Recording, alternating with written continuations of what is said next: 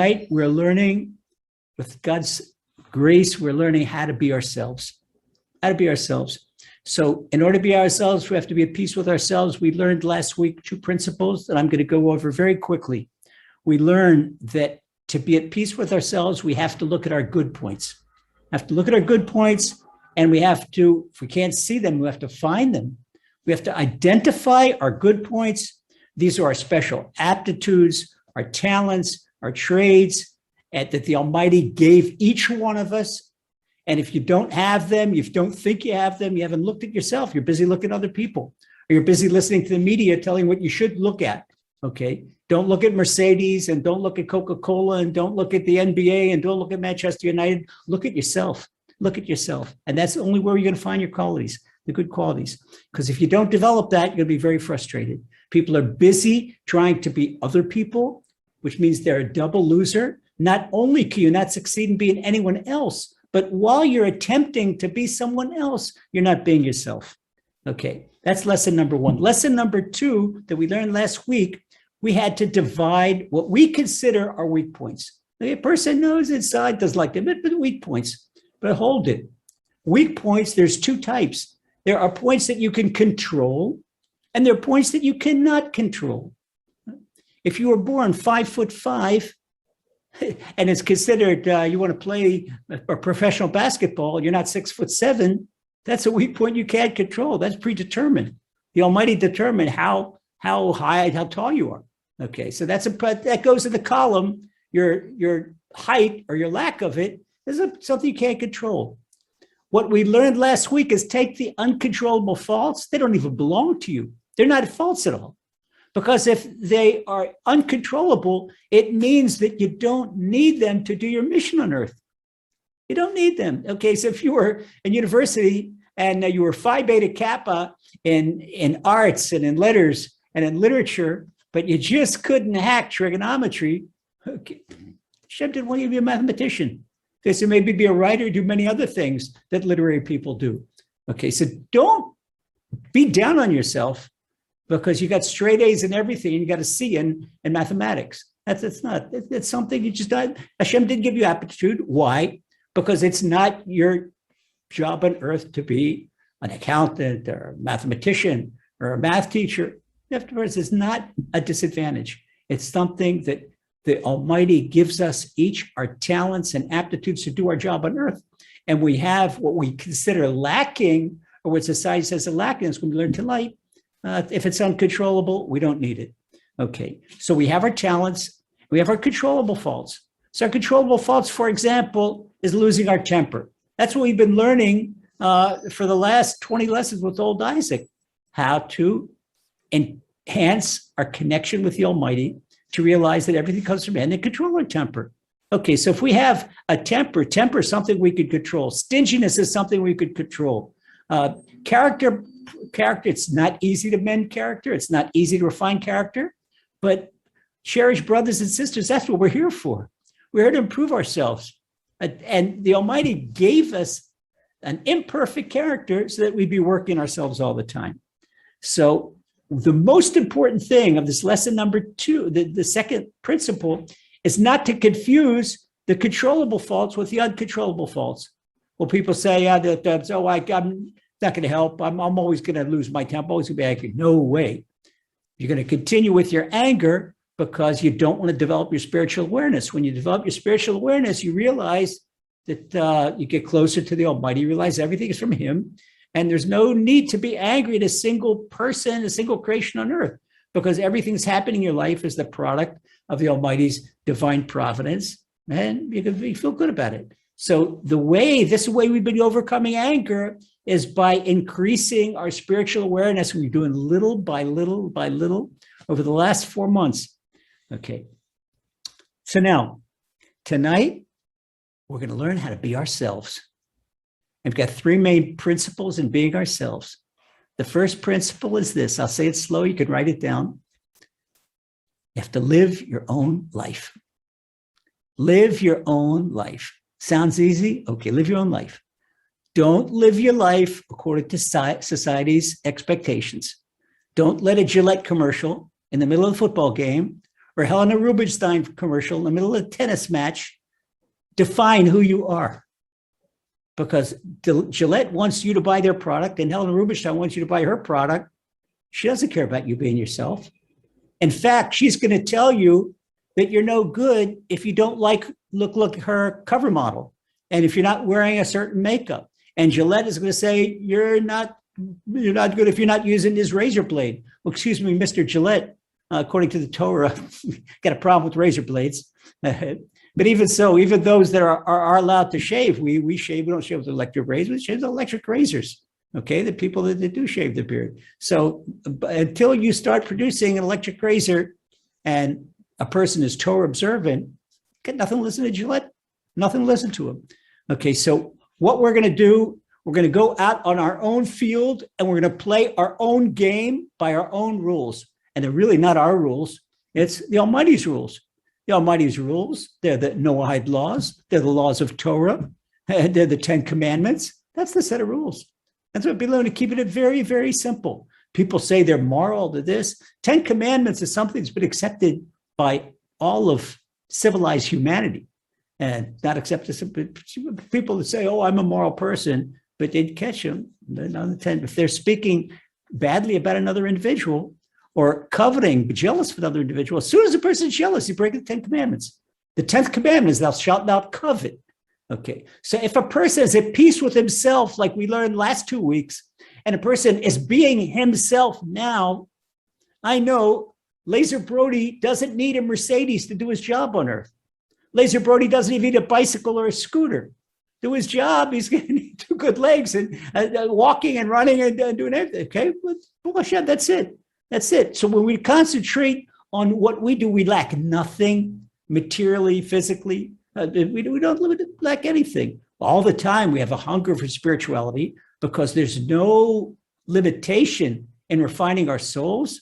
And the Torah tells us to get close, to come back to the Almighty until we get to the heavenly throne. Cherished brothers, sisters, we haven't done our job yet. We got to keep on going, get closer and closer and closer. Because when you imagine someone that you really love this person. Is there a limit to love? You always say, no, I want more love, more love. If you're not ever satisfied, okay, let's say we could measure love in pounds. Okay, here's 10 pounds of love. 10 pounds of love put on your heart. That's pretty heavy load to put on your heart. No, I want more. Want more. When a person loves, there's no capacity. This is the capacity of the soul. The soul, what we learn in Kabbalah, the soul is tiny. Even though it has no, it's like the Almighty himself. The soul is a tiny spark of the Almighty. But as tiny as it is, it can bear tremendous load, tremendous load. That's why we develop our souls. So we can handle more and more light, more and more divine light. The closer we get to the Almighty, the more divine light we have, the more divine light we have, the more we seek our own personal development, and the more we become ourselves. Okay, so the evil inclination, there's opposition on the field. The evil inclination doesn't want that to happen. Okay, he doesn't want us to cultivate our good points. And he doesn't want us to work on our controllable faults. He wants us to stay down, stay unsuccessful. Okay, so the evil inclination in Kabbalah, they have his name. We don't say his name out loud, but his name is Samael. It's not the name Samuel. Samuel is a very holy name, but they take the U out and substitute it with an A, and it's a very unholy name. Okay, so really that's the name. That's the evil inclination. You also know him as the Satan. You also know him as a few other things. Okay, we use a nickname for Kabbalah, the evil inclination. We call him Sam. Okay, Sam, that's not saying his name, but Sam, in my circles, Sam is a reference to the evil inclination. You know, get Sammy off your back. Get Sam off your back. That's okay. That's what some people say the Samach Mem. They don't even say Sam. They say it's 2 letters in Hebrew. Okay. So we made up, old Isaac has this character that he calls Swindling Sam. You know who Swindling Sam is? Sam comes from initials. Sam stands for society, advertising, and media. Society and advertising and media, this is Sam. These are the 3 enemies that don't want you to be yourself. Okay. because they know what a great guy Jason is and what potential Eric has, and that Alan off the charts, and Julia Dawson, forget about her. Welcome, Julia. She's in with tonight. And Josh, Elizabeth, you know how wonderful you all are. It's just so fantastic. The evil inclination does not want that under any circumstances. Okay, so he has Sam, which is society and all the media. Do you think people are themselves on TikTok? People are themselves on Facebook? People are themselves on Twitter? No way. No way. It's all these pictures and all these poses and all this garbage. And why people spend so many hours in this inconsequential endeavor, which is just wasting time.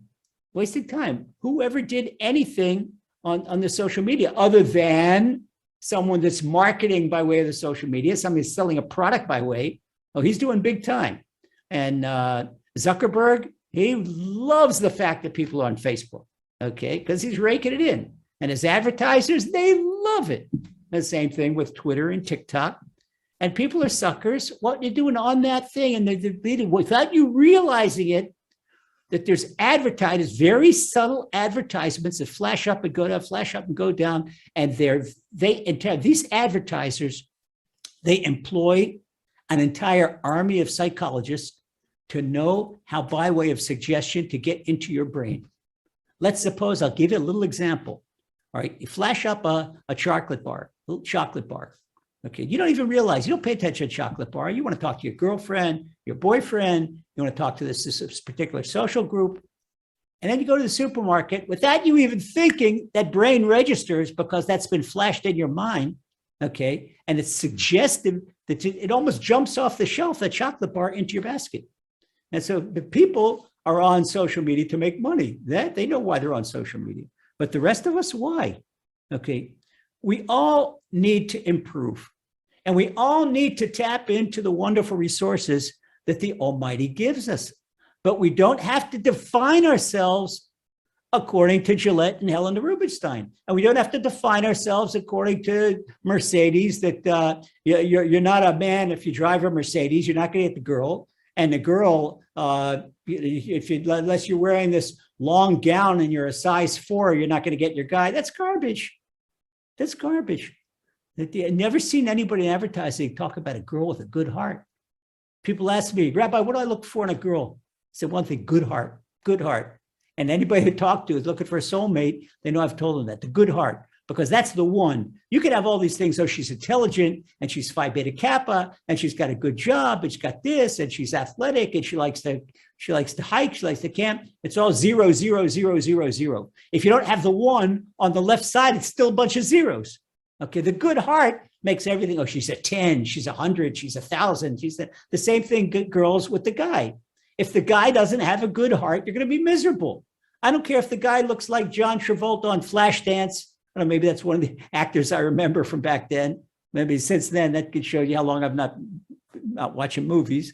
Okay, but if she doesn't look like that, then he's no good. Girls got things. I know a young girl from a wonderful family that her sister's married, fantastic guys. Her sister married rabbinical students. They're all happy. She wanted to be a rabbinical student. She said, no, I want a guy with money.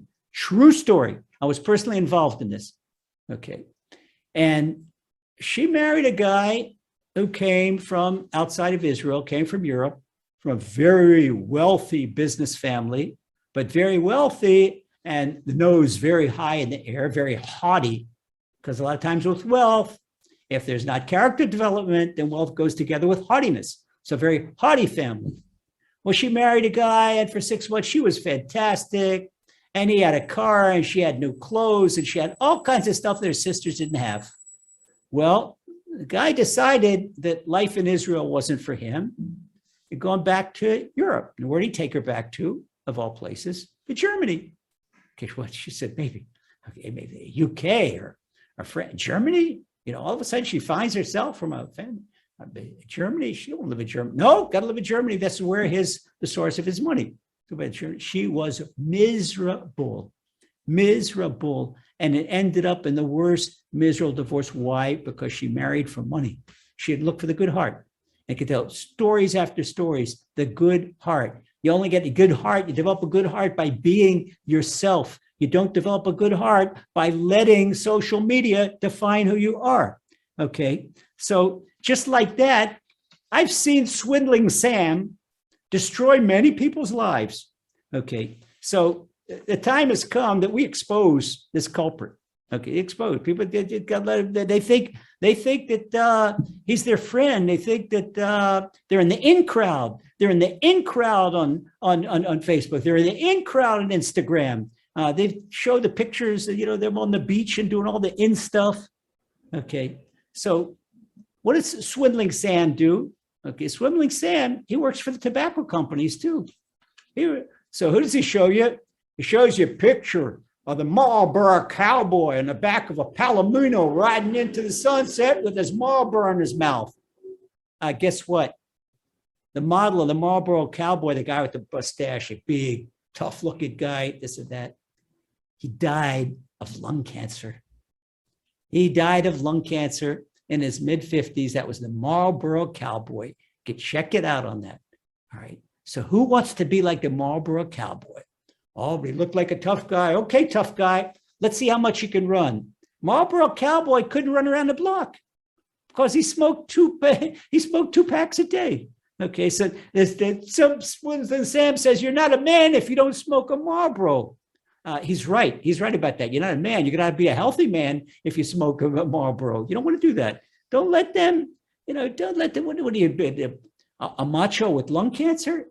And it's what the kids, if we would teach our kids, we got to start teaching our kids, but when they're in elementary school, because of the social pressure, how to stand up against social pressure. How many kids go into substance and go into, I'm not even talking about heavy substance, but even before grass, tobacco. Tobacco is plenty of substance. Tobacco says it's going to poison their lungs. Maybe it won't poison their mind right away, like the heavier stuff does. But the kids go because the other kids are smoking, they're smoking too. And that's already, you have to understand. Swindling Sam starts working on a child from the time he's in kindergarten, time he leaves the house and goes to school. So we have to teach our kids, this is so important, have to teach our kids to learn to be themselves. Now, how do we teach our kids to learn to be themselves? Okay, this is really important, but didn't even write this in Charlotte Tranquility. But now looking at you all, and I see this and talking about Swindling Sam, I said, nobody ever taught us. We started tonight's lesson, nobody ever taught us to be ourselves. Can you imagine how it would have been if our parents would have sat down and said, listen, my beloved child, Elizabeth, you're the greatest. Gila, you're the greatest. David, you're the greatest. Devorah, you're the greatest. But parents are critical. Parents are telling us that we have to be a certain mold, a mold that brings them prestige. Parents necessarily didn't want us, okay, suppose Cindy wanted to be a ballerina and she didn't want to play concert piano, but her mother was a frustrated concert pianist and she forced her to play piano. But no, she wanted to dance. Okay, parents do all types of things and fold them into, take them in a mold, not be themselves. We have to teach our children to be themselves. And King Solomon, the wisest man who ever walked the face of the earth, he says in Proverbs, Chanoch lenal al pi darko. He says in Proverbs that we teach a child according to his or her own aptitudes. Now, cherished brothers and sisters, it doesn't matter if we're 40, 50, 60, 70, or 80. If we didn't learn how to nurture and develop our own qualities, how to be ourselves, we can start brand new. I mentioned 2 weeks ago, we first have to be at peace with yourself. I mean, major milestones. I decided at age 42 that I don't want to be a farmer anymore, I want to be a rabbi. Well, it really was 33 when I left the farm and started 9 years of intense Torah study that led me to my biblical ordination when at 42. I started a new career at 42. And then at age 65, after so many people came to me with body-soul questions, I said, really, you need more expertise in the body-soul questions, even though I learned in university agriculture and learned a lot of anatomy and physiology. I was a former athlete. Went down, went back to school online and learned to be a fitness trainer and a health coach to be able to address people's problems. And now I do take all the modern fads, put that aside, do everything according to Maimonides. There's no greater health coach in history than Maimonides, who was a great physician. Maimonides is also the private physician of Saladin, the king of Egypt. Okay, this was say 65. I did character milestones, for me, personal and career milestones at 42 and at 65. And then again at 70, which was 2 years, no, 69, 3 years ago. Yeah, I left the place where I was working for 13 years to do it, and then went off on my own because I couldn't develop what I wanted to develop, and I couldn't do what I wanted to do while I was working. So I had to go on my own. And every single one of these moves has been the best moves. This is laser. And if laser could do it, any one of you could do it. And I'm talking about, look at the milestones. People think they were over the hill at 40. My first big milestone was 42, and then 65, and then 69. And still, somebody asked me at age 72, growing all the time. Okay. The physician today did a checkup this morning, and he says, Laser, I can't believe it. I said, what's the matter? He says, I was worried. He saw something that wasn't good. He says, you look like you're 42. I said, come on, Doc. Look at this. The body's not what it used to be. No, but he says, you look fantastic. He says, what's your secret? I said, you know something? Learn all the time. New day, learn all the time. Because when we learn, what does a child do? A child learns, he grows. When we learn, we grow. There's no such thing as a person. What happens to people? They go on retirement and they sit in front of the telly lethargic with a bottle of Coke and potato chips. Their bodies go to waste. Their minds go to waste. 3 weeks ago, we spoke about the destructivity of passive behavior. We've got to be active. When we're active and we read and we learn and we do with our bodies, with our minds, we're young, we're vibrant, we grow. And when you live a life like that, you could be 105, 110, and dementia is not going to come near you. You know why?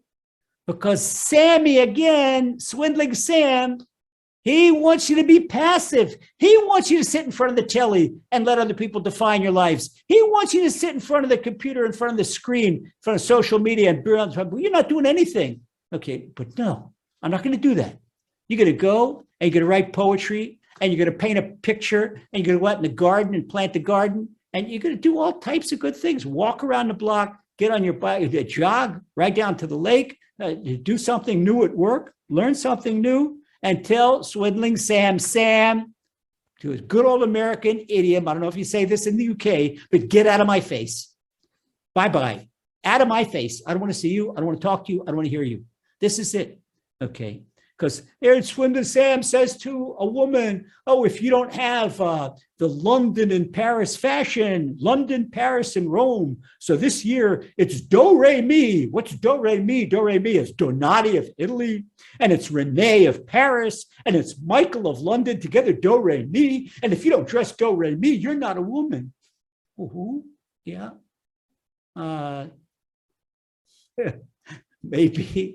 Maybe the model for do, re, mi, nowadays you don't know if it's a woman or not, or it's something else.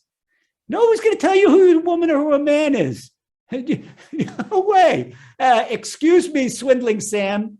I gave birth to 4 kids. Okay, I've got 4 young ones. I've got 16 grandchildren. Tell me who a woman is. A man, tell me who a man is. Excuse me, swindling Sam. When I was in the army in Afghanistan, were you there? Okay, when I was in the army and in Israel, when I was in the army in America, you can tell me who a man is? Oh, get out of here. Get out of here. So you know what DOE stands for? DOE stands for the dough, the money, D-O-U-G-H, that swindling Sam is trying to make from you. And Ray stands for that final ray of hope that maybe one time you had to be an independent thinker. Forget that. That's out of the window. And me, it's destroying your self-image. That's the do, re, mi. Get out of here. Swindling Sammy takes everything in good in life and turns it around. This is the Yetzer Hara. This is the evil inclination. And one thing, the biggest thing, people think, oh, the evil inclination wants me to sin. There's something worse. The worst sin in the world is not being yourself. Because you come up, we said last week, gave the example, and it's right out of Kabbalah. What's purgatory? Purgatory is not the fires of purgatory. Purgatory is the embarrassment when you get up to the heavenly gates and they put you in the heavenly court and they say, you know what a great person you were? You are? Look at the tools that the Almighty gave you. What did you do with them? You took a surgical scalpel. You should have been a brain surgeon, and you did it to peel potatoes.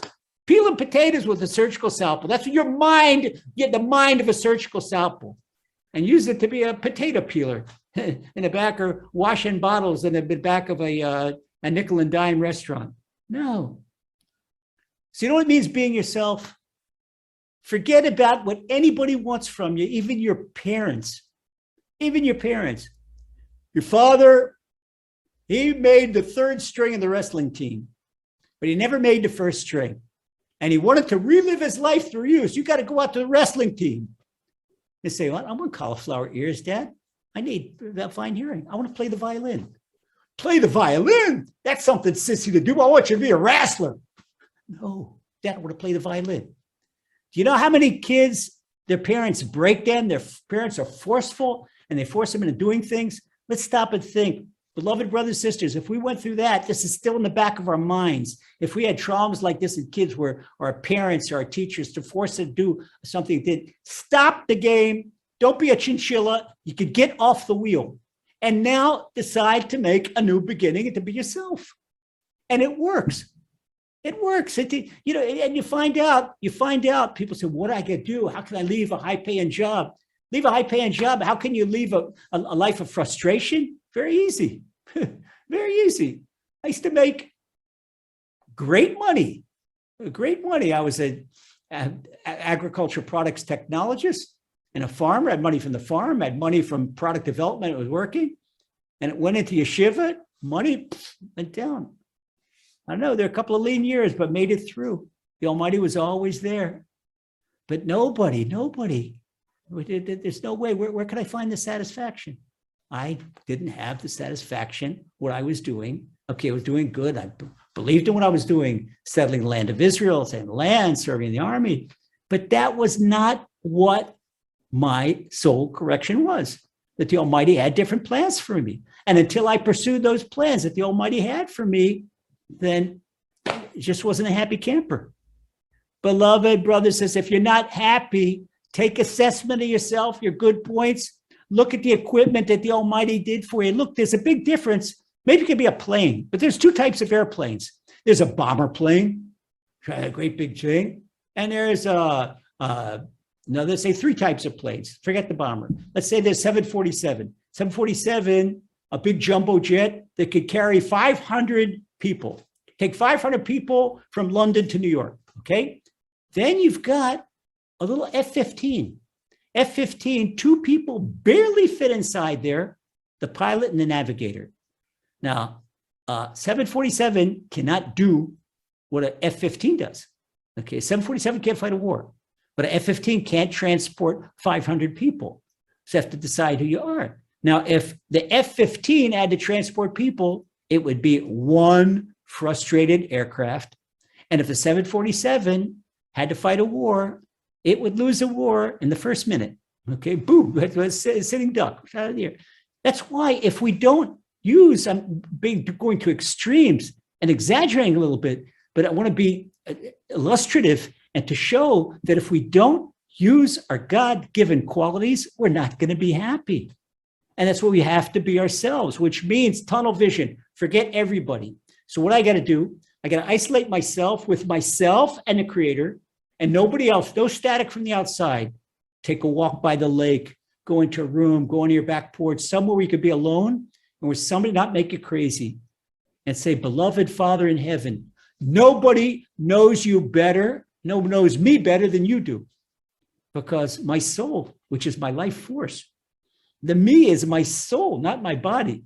If you read The Path to Your Peak, that's one big point we stress in The Path to Your Peak. Why people don't fulfill their personal potential is because they're busy cultivating body. busy cultivating body. Look what happens to people that they're in the gym. Their whole life is the gym. Gym is important, yes. Okay. But gym is important. Take care of your body so you have a body to do your mission on earth. Your mission on earth, not a body for, say, today on laserbeams.com, you could go in, you could see an article on functional fitness. What's that for functional fitness? People that work for their bodies, for example, take the woman, she's in spinning class, and she's got to burn so many calories all the time. She's ready to do great thing in spinning class. I had 2 clients on my health side from spinning class. They got tremendous kyphosis from bending over the handlebars. Their posture is terrible. They got problems with their metacarpals from holding the grip on the bike all the time. I said, get out of the spinning class. Go take a walk, do other things. That's not, spinning class is not functional fitness. So functional fitness, guys working in the gym.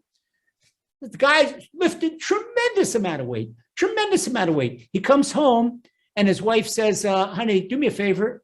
I want to make tuna fish salad for dinner. Okay, make a light dinner tonight. Go in the pantry, reach up and bring me down 2 cans of tuna fish. His shoulders are so tight, he can't reach up to the upper pantry, the upper shelf. The guy can lift 350 pounds, but he can't bring down 2 cans of tuna fish. That means he's not functionally fit. And this is the whole thing. Our souls have to be functionally fit, which means doing our job. And that's what are these people with all the muscle crowd, the bikini beach girls and the muscle crowd guys? They're all listed to society. They're not doing their thing. Okay, she'll starve herself. How many of these bikini girls go into anorexia? Come on, forget it. You can't believe it because they look at these models that are size 2 and size 4, and if heaven forbid, she became a size 6. She's going to be, what's the Madame Butterfly? And the song of Madame Butterfly, she hold a knife and not to commit Harry, but she does it slowly with anorexia. Sammy is out to kill each one of us. He starts by robbing us of our qualities. And then when he does, what's the end of life? When people that get into extreme form of listening to society and not being themselves, they're candidates for suicide. Okay, so one thing, if we learn anything tonight, beloved brother, I got tears in my eyes. I don't know why I would bring this home. I want to take if I each one of you and just grab you and say, do this. Don't suppress your dreams and aspirations. Don't suppress them. Take your dreams and aspirations, and I don't care how old you are. If you're 83, you got dreams and aspirations, go for them. Okay, you want to learn something new. There's plenty of courses you can learn online. Okay, if there's only place you could learn is, I don't know, Cornell in New York, and you live in the UK, but take an on correspondence course. You wanted to paint? Start painting. You wanted photography? Start doing photography. Do what you love. Do what you love. You wanted to, raise white mice. Whatever you want to do. You want to raise goldfish. Okay, and then learn all you can about fish. This is give you your satisfaction. Do what you want, go for it. This will make you happy. And when you're happy, you're going to have a happier marriage. You're going to have happier social relations, and you're going to be more fulfilled. You're not trying to be someone else. All right. So how do we do this? Okay, Rav Lays all well and said, go for good, go for aspiration. How do I do it? Next question, good question. How do we do it? Let's answer that question. Right now, stop competing with other people. Stop competing with other people. It is not a competition. And if your boss says that your coworker is outperforming you, who is that song? Somebody will tell me. Different strokes for different folks. Okay, he got different strokes for different folks. Maybe he's outperforming me in money, but maybe my customers are more loyal to you, Mr. Boss. And maybe because I'm so nice to my customers, they come back to you. Maybe the guy's got other sales, but let's see how many of his customers come back. Whenever your boss is critical of you, there's probably a good side. If I were your defense attorney, I could dig up your good side and give it back to your boss. Okay? Different strokes for different folks. Don't judge me like anyone else. You like my job? That's fine, boss. You don't like my job? Okay, somebody else will like it. That's it. You got to trust in the Almighty. The only way you can be yourself is you trust on the Almighty, because the boss doesn't pay your salary. The Almighty pays your salary. The boss is lucky enough to be the Almighty's emissary and bringing you your income. And if you want to learn that, don't delve on that point. We got an old book called Bitachon, our book Bitachon, B-I-T-A-C-H. People say Bitachon, that should be Bitcoin. Take the A out, but there's Bitcoin. If you take Bitcoin and between the bit and the coin, you put an A in there, you got Bitachon. That's the Hebrew word for trust in the Almighty. Okay, it's funny, Bitcoin. Maybe they took that. That's funny, right? Okay, so what are you going to do now? You're going to stop competing by doing what you love. Don't be jealous of another woman's husband, another woman's furniture. She probably cannot cook like you do. You're a good cook. Cultivate your good cooking. Don't be frustrated. You don't like cleaning the house? Okay, get what you have done. Either get some cleaning help. You get a school girl to help you clean once a week or something like that. Do what you love to do. Do what you love to do. Do what you're good at doing. And that's going to keep that smile on your face. And don't let anybody define who you are. You, young lady and young man, you alone define who you are. And if you need help, you have a spiritual guide, it's fine to ask help. Okay. Who do you think I am? If we need somebody, that's fine. Let's say the Beatles used to sing, find a little help from your friends. But we say, try a little help from Hashem. Try a little help from Hashem, from the Almighty. And that's it, do our things. Okay. Another thing, as far as the body goes, do personal thing. Don't be competition sports. Competition sports, you get hurt. Basketball, you get elbows in the face. Football, forget about it. Okay. Go walk, jog, body weight exercises.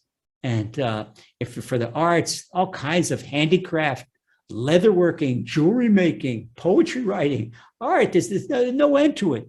No end to it. And as soon as you start doing these things, you're on your own personal road to tranquility. This is the trail to tranquility. This is what old Isaac has been teaching us all this time. So swindling Sam, we kick him in the seat of his trousers. Bye-bye, out you are. But he's very, very, very stubborn. And he gets kicked out of one door and he comes in through the window, comes in another door. But you have to know the enemy. That's good intel. It's the most important thing in winning the war. Know the enemy. And that's swindling Sam. Don't let him swindle you out of your happiness. Okay, so that was our first point. The second point we got to learn is you can't be yourself if you subdue or ignore your soul. So many people in modern society do that. We said before that the soul is a tiny microchip, tiny part of the Almighty. So to be yourself, you have to recognize the Almighty's role in your life. And anybody knows me, I'm not pushing religion. I get no religious agenda. This is spirituality. This is emunah. This is trusted. Your own personal relationship with the Creator. Okay. This is your own personal relationship with the Creator, because your soul is a tiny part of Him. And if you don't have a relationship with the Creator, then your soul is going to have malnutrition. And if your soul has malnutrition, it manifests itself in negative emotions. So, you know what that means? Don't blame yourself for your setbacks. You have setbacks because your Father in heaven wants you to have setbacks. So you'll have to come to Him for more help, or maybe you're not doing what you should be doing. A couple of reasons, but to establish things, you have to have contact, your own personal relationship with the Almighty. What's a personal relationship? Of communication. You communicate every day. You communicate with your Father in heaven. Father in heaven loves you. So sometimes He gives you difficulties because He hasn't seen His beloved son. He hasn't seen beloved daughter. I haven't heard from him in a long time. And somebody says, I went to synagogue this morning. Yeah, but what were you heading the prayer book? You were saying prayers you didn't understand, and you were thinking about the stock market. And that's not being with the Almighty. Be with the Almighty is talking to Him from the heart in your own words. Wherever you are, you could do it in the bus, you could do it in the subway, you could do walking in the park, do it sitting in the kitchen, you could do it while you're washing dishes, you do whatever you want. Okay, so just imagine that you wake up with a long list of plans I want to give you a few words about how the Almighty intervenes in your life. There's a Yiddish expression that says, "The Mensch tracht, the Eibishter lacht," that a person thinks and Hashem, he laughs. He laughs at your thoughts. He's got plans for you. Anyone plans for you. Okay, so today, you woke up in the morning, had a long list of intentions. It's like New Year's resolutions. We wake up, daily resolutions. Say, I want to get this done, this done, this done. All right. So you get out of the driveway, the car breaks down or flat tire, and end up spending half a day in the garage. Okay. Half of the plans, they're out the window. Or want to do something special. The school secretary calls you and says, one of your kids isn't feeling well. The world stops. You got to go to school, pick up the child. Now you come home with a sick child. You didn't plan on having a sick child, and there's nobody home to take care of him. Okay. Or you're doing some important work and the computer starts rattling and boom, life of a computer nowadays, they make it 3 or 4 years. So you can buy a new computer every 3 or 4 years. And the hard disk, you call your guy, your hard disk just blew. Hard disk, okay? If you don't have a good backup, a little bit of trouble, okay? Or suppose you wake up in the morning and you walk into the bathroom and the wall in the bathroom has got this tremendous moisture stain. Uh-oh, busted pipe in the wall. Did not plan on this plumbing bill. Okay, you've got all kinds of things that happen that we didn't plan on. And, but then there's the other side. Something you didn't know where your week's income was going to come from. And all of a sudden you get a letter from Argentina that you had your Uncle Juan. Uncle Juan, where did Uncle Juan? Yeah, Uncle Juan in 1932, he left Poland before the Nazis went to Argentina. Okay, he was your grandmother's brother. But Uncle Juan was an entrepreneur, and he never got married. And you're the next of kin. What? Yeah. And it's got the number of so many million Argentinian pesos. It comes out to 15 million quid. Yes. Did you wake up? 15 million quid? What? Yeah, 15 million quid. And it's inheritance and it's tax-free. Things like that happen to people. The exact opposite. We could see things that happen in our lives every single day. And if we develop our spiritual awareness and our spiritual sensitivities, we could feel the Almighty in our lives. We feel the Almighty in our lives. We can thank him for the good and thank him for the opposite. This is what King David said all the time.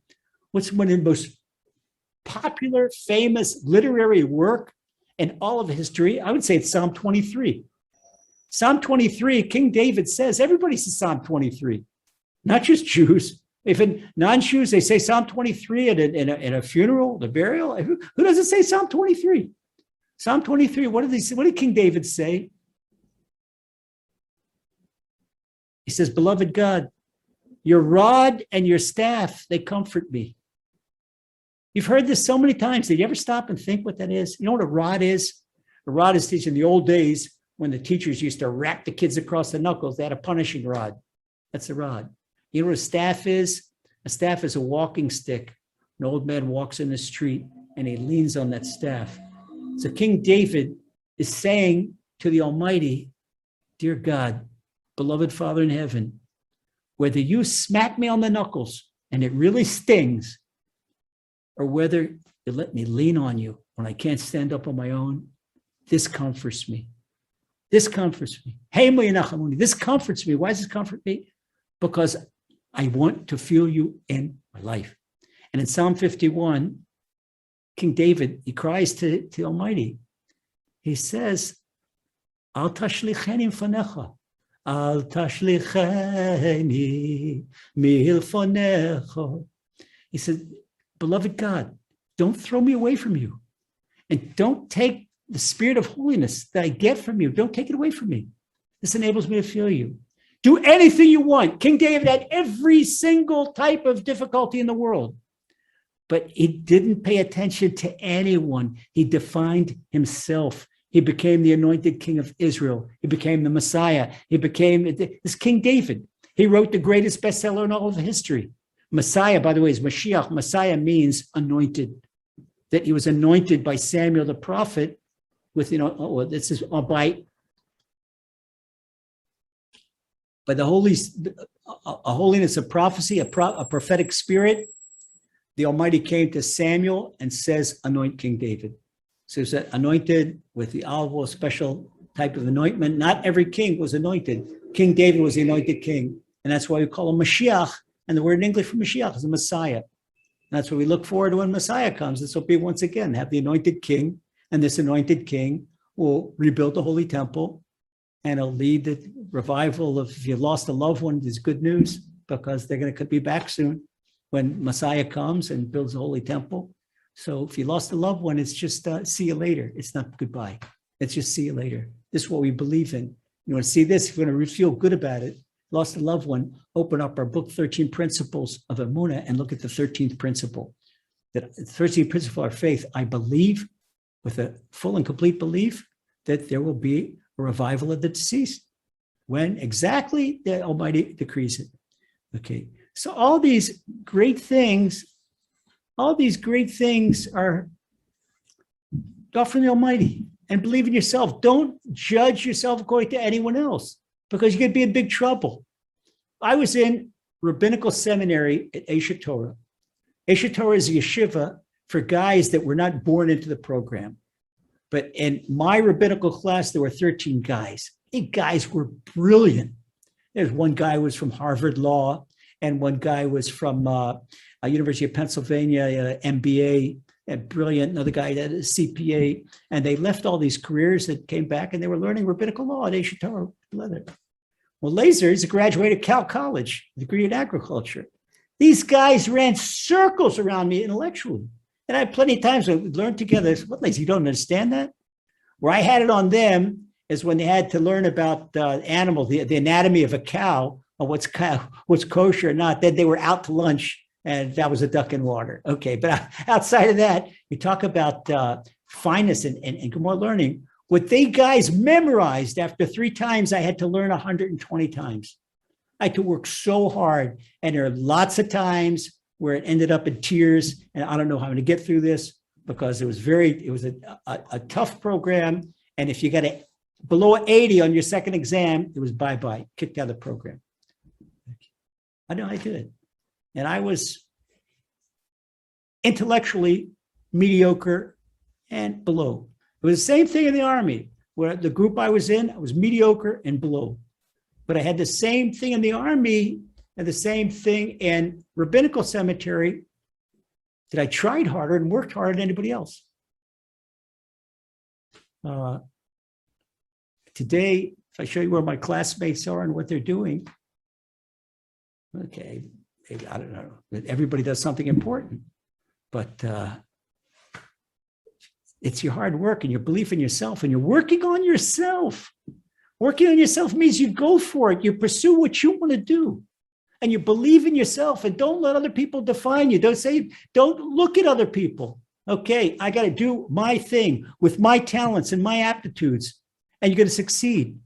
This is how to be yourself. Okay, so it means, final thing, we finish this is being ourselves. It means more than things that most people in modern society don't even know, and they'll never be themselves.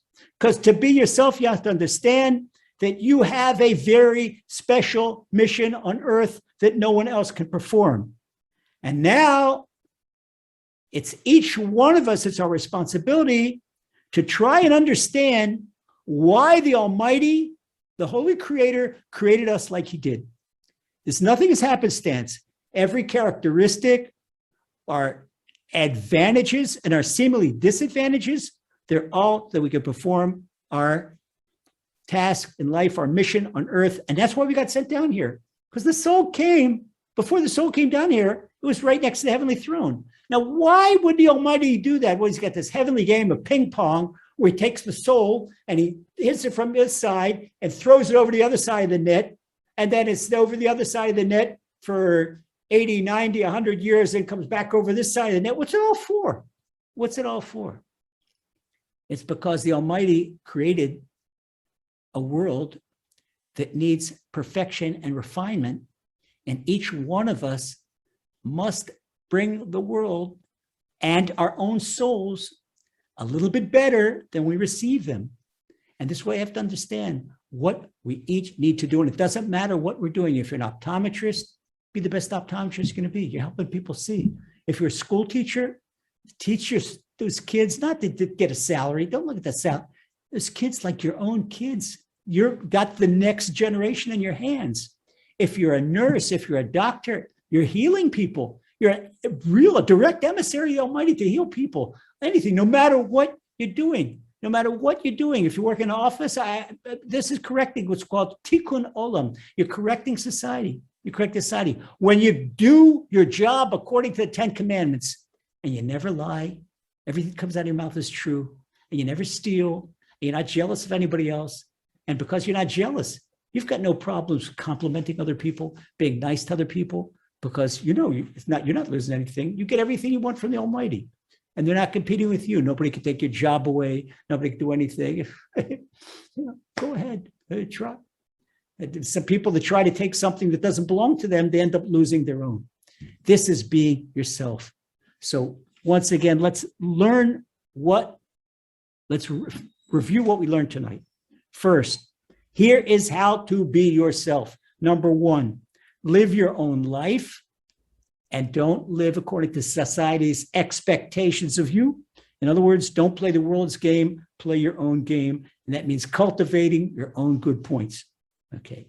Number two, do not ignore your soul. Recognize that your soul is a tiny part of the Almighty.